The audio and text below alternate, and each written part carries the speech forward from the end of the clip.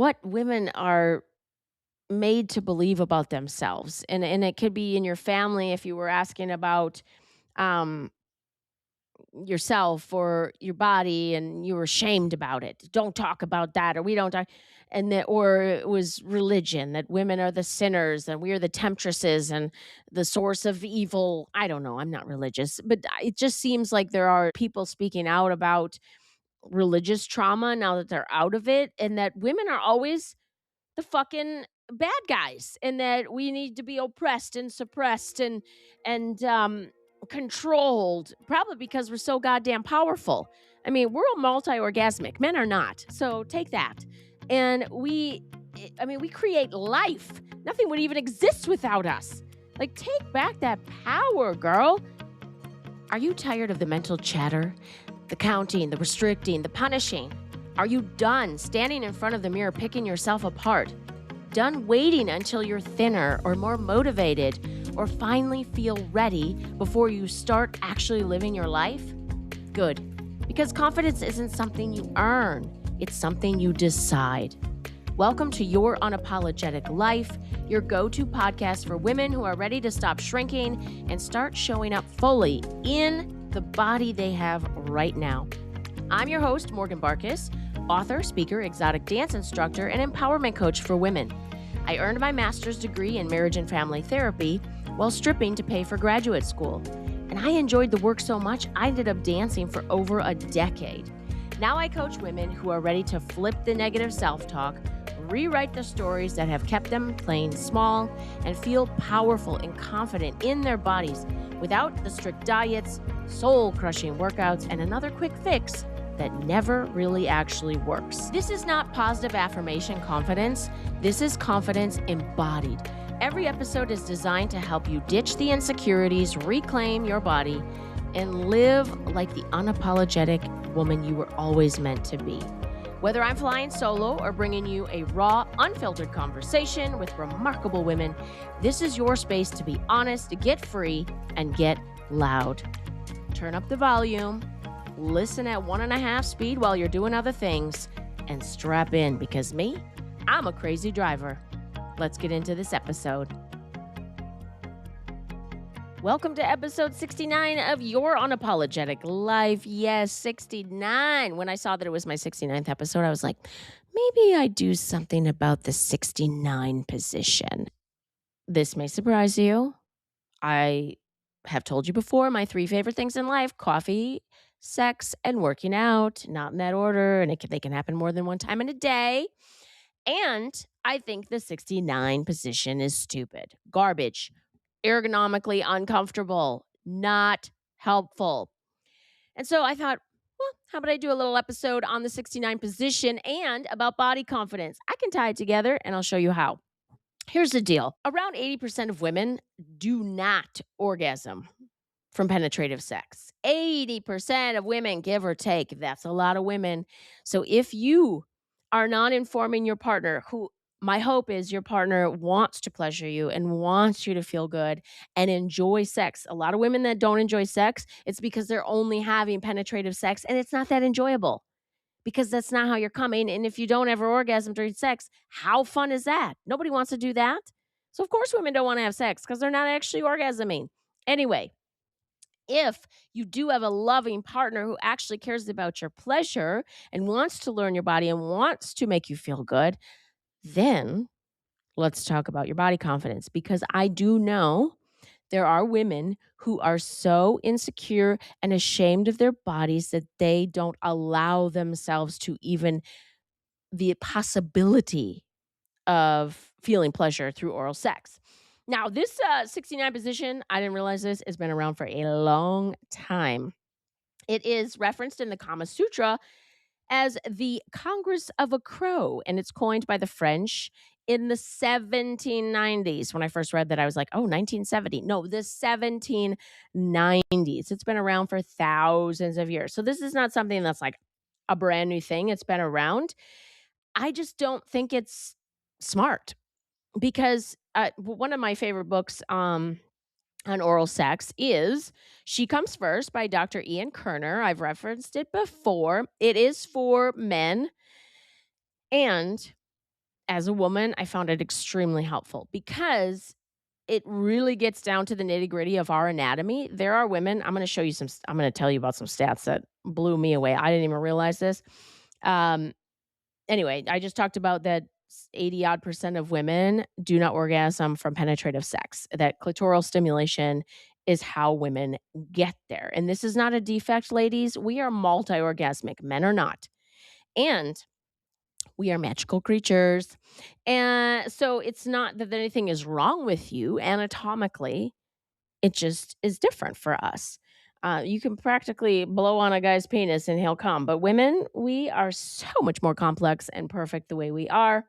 There is nothing wrong with us. We are actually much more dynamic, and that is magical. All right. So if you're in your head, obviously you're going to not enjoy sex as much, right? You can't be in your head and be in your body at the same time. Some women have never even looked at themselves. Like they feel ashamed, they are embarrassed about smell or how they're choosing to groom or not, and they worry that their partner's gonna judge them. So that would obviously affect how comfortable and relaxed you are during oral sex.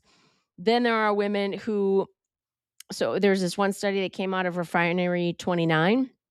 A third of women have been made to feel that their vulva or vagina was not normal. And porn was cited repeatedly as a major influence. Can you believe that? 72% of women who compare their genitals to others point to pornography as the source. Wow. Okay. So that's where I don't care if you're talking body confidence or confidence in your private parts. Look at, do an audit of where you're actually getting your influence because that is not a realistic um, audit. And there was another study. This one was showing they studied a bunch of women, and roughly 70% of those women could not identify their major genital landmarks. So they didn't know the difference between a vulva and a vagina, and they didn't know where their clitoris was. And again, going back to that book, She Comes First, he breaks down the anatomy awesome. It is amazing how wonderful women's bodies are and how it's so complex and there's so many nerves and that's why when you can understand your body and feel comfortable enough in it to relax and receive oral sex, which again, why I think the 69 position is so stupid, is a lot of women already have a hard time relaxing. And so she's already in her head too much. So if she can finally get to the point where she's like, I am perfect the way I am. I taste delicious to my partner. And like my labia, my vulva is like curvy and beautiful and colorful and gorgeous, like a beautiful flower. And you can relax and get out of your head. You also want to be able to communicate to your partner how you like things, and again, that's where you wanna read. You can read smutty books. I mean, romantic novels, very, very helpful if you wanna learn how to describe how you want your partner to do things or how what your partner is doing feels to you. Very creative ways. I mean, writers are very creative, and some of it's accurate. I mean, it's a wonderful way, um, like, for instance, you can say instead of saying his erect penis, you could say his throbbing length. I mean, how hot is that? So there's a lot of romantic novels you can read to pick up language to speak to your partner. This seems obvious, and there is a PubMed Central where they basically say research shows a direct relationship between body self consciousness and decreased sexual pleasure, reduced sexual functioning, and lower sexual self esteem. So your body confidence outside the bedroom is connected to your freedom in the bedroom. I feel like saying duh, and I don't want you to feel bad about it. I'm not trying to shame you. It is something that I want to bring to light, and I want you to go, "Oh, okay, there's nothing wrong with me. If I don't enjoy sex, why don't I enjoy sex? Is it only penetrative sex? Okay, I would love to enjoy oral sex. Okay, we can play around with the 69 position because it's fun and playful. It's something new. And it's stupid if you really want to enjoy yourself because sex is about savoring and pleasure and receiving and giving. And there you take turns doing that. And it's already hard enough to relax as a woman, to get out of your head as a woman.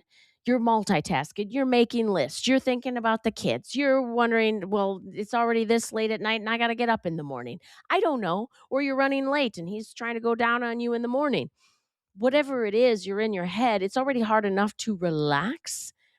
And then if you're trying the 69 position, well, now my neck is cramping and I'm making sure that my teeth are covered with my lips and trying to concentrate on my pleasure too. No, it's too much going on. You want to, as a woman, be able to relax, be present in your body, think about what you're feeling, be able to describe to your partner how good it feels. Yes, do this, more of that over here. Who knows? Um, where are we here? Now, this book, I'm throwing a lot of random things at you. Well, one, no two vulvas look alike. I want you to remember that. The labias, the vulva, all of it. It is extremely unique, and that's a good thing. Of course, you see all boring ass same thing if you're watching porn or like certain things that only portray a certain kind of woman, or they had surgery, or they're photoshopped. Women are unique. I was in Chicago the other day and obviously not looking at vulvas, or labias, and well, that reminds me. Okay, so there is a labia library, so let's look that up. Also, there's a book called The Vagina Bible. I got to get this book. It's by Dr. Jennifer Guntner, Gunter. She dismantles every myth women have been sold about their bodies smelling wrong, looking wrong, or needing to be fixed. I got to get that book immediately, and so do you. Go order it, Amazon.com or wherever you buy your books. Anyway, I was in Chicago and I was looking and I saw these couples and I thought, you couldn't pay me to date that guy. And yet these two are totally in love and they're chattering about this, that, and the other thing. And they're kind of dressed alike. And I just thought, isn't it beautiful that we all like different things, different people? We're attracted to different things. And I just feel sad for women stuck listening, believing these stories that were sold or that someone told them a long time ago, that some jerk told them about themselves or about women, made a nasty comment about women. And they took that in as truth and thought, well, am I like that? Or what if that's true about me? You are absolutely perfect the way you are. Okay, I get distracted and really fired up when it comes to that kind of stuff. Back to oral sex. When you think about 80% of women not being able to orgasm during penetrative sex, of course, they're not going to enjoy sex. Why would you? It's something to do, but it's not that fun if you're not actually treasured, cherished, pleasured, adored, and dare I say, eaten out. So I think that it comes down to two things. If you have a partner that isn't willing, goodbye, go away. I don't know that this is a match. Or maybe he needs some serious lessons and some understanding about what it is because the men that do enjoy it, they really enjoy it. And it makes sex more enjoyable. And like Dr. Ian Kerner says, it should be core play, not foreplay. A dude that goes down on you for 17 seconds and then penetrates, um, great for you. I'm sure there'll be an end result for you, not for me. Because again, if 80% or more of women are not able to reach orgasm through penetrative sex, and the guy gets done, he's like, wow, that was really great, wasn't it? Yeah, for you, and again, so that goes back to, do you have a partner that is a good match for you and that actually cares about you and wants to make sure that you are cared about in all the ways, not just financially and emotionally, also sexually? And if he is, then you can think, okay, so for me, what does that mean? Do I not enjoy oral sex because I don't enjoy oral sex? Probably not, especially women that have pain during sex. What an amazing way to bypass that because usually, um, I don't know a ton about that, so I'm no expert in painful sex. So please, I am not your reference here. And if you have a willing partner and oral sex is how most women are able to get off, and you have a partner that would love to do that, that is a wonderful way to enjoy sex and relax your body and maybe be more receptive and relaxed and ready for penetrative sex if because that is true that most women's bodies, once we have an orgasm, now we're more relaxed and we're more receptive and we're open to penetrative sex. And so if you have a partner that is willing to go down on you, then it is you getting out of your head about yourself and really reminding yourself that you are delicious, beautiful, and relaxed and eager to talk about with your partner what you like and explain what you like and move your hips the way you want to. If you want a generous partner, become generous with yourself and with others. And then, well, you're probably already generous with others because women are very generous in general. Usually, they're always thinking of this someone else before themselves. Become more generous with yourself for yourself, and then you will attract a partner who is. If you're already in a current relationship, it's never too late to be more generous with yourself, and your partner will pick up on that energy and also become that way. I just I just really want you to feel good. I want you to get out of your head. I want you to believe how beautiful your body is, including your vulva and your labia. A lot of women, I saw a video, there were these grown women who had never even taken a mirror and like fully looked at all their stuff. I was like, wow, wow, wow. It is so beautiful and I love it so much. I look at it all the time. And I don't know. I grew up in a very body positive household, but also I was curious. And like I said, then when I was a stripper, I saw so many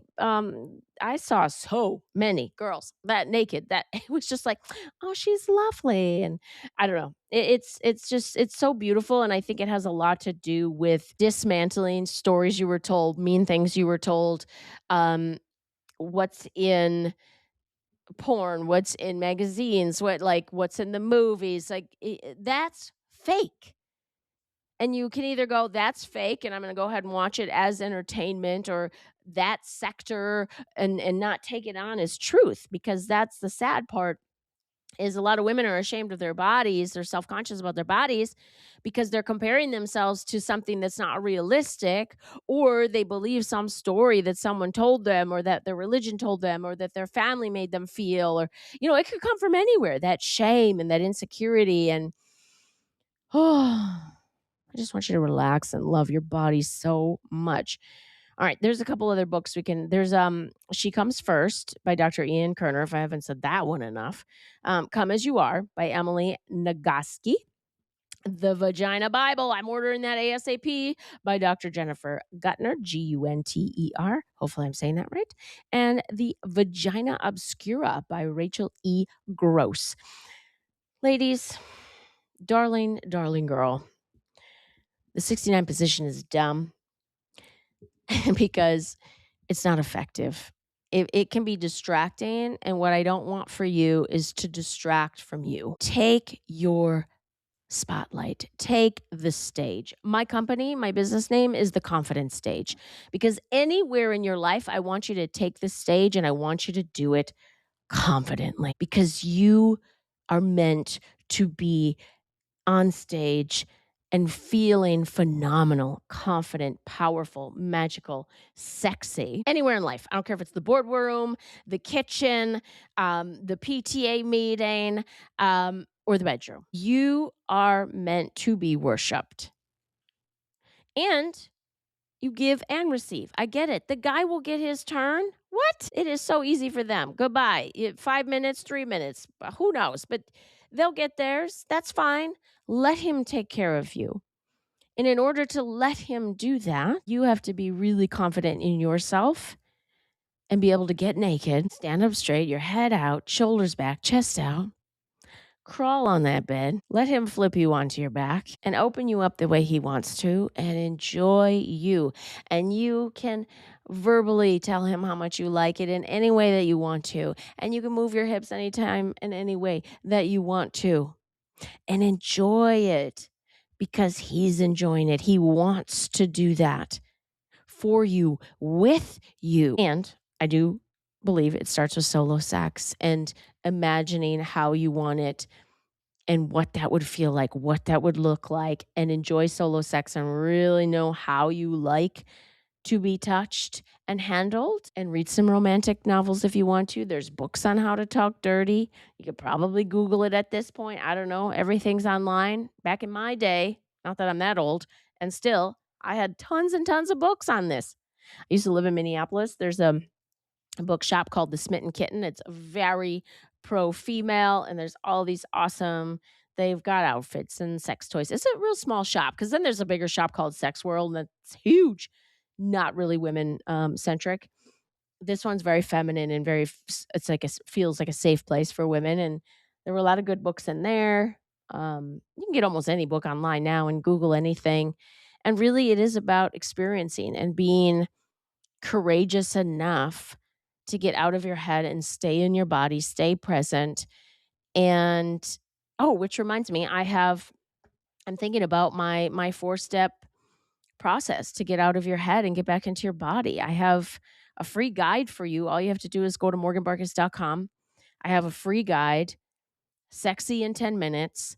There is a 4-step, very quick, easy. You can, as soon as you think something negative about yourself, or you have some kind of insecurity, or you're feeling self-conscious about it, 4 very quick, easy steps to get you out of your head and back into your body and feeling sexy, because it is going to happen. And the more you practice getting out of your head and getting back into your body and believing that you are sexy rather than insecure or self-conscious or ashamed, the more you will enjoy your life, living in your body, being in your body, and enjoying sex. So again, go to morganbarkus.com. I have my free guide there. Go enjoy yourself. Thank you so much for tuning in. If today's episode hit you in your heart, please take a second and leave a review on Spotify or Apple Podcasts. It helps more women like you find this show, and that is exactly the point. If you're ready to stop feeling self-conscious and start feeling like yourself again, grab my free guide, Self-Conscious to Sexy in 10 Minutes. It's a 4-step reset to get yourself out of your head and back into your body feeling confident and sexy. The link is in the show notes. Go to morganbarkus.com. You can explore everything else I have to offer, including my coaching program, my mission, and how you can work with me. Come find me on Instagram at Morgan Barkus and send a DM. I love hearing from you. Until next time, stay unapologetic.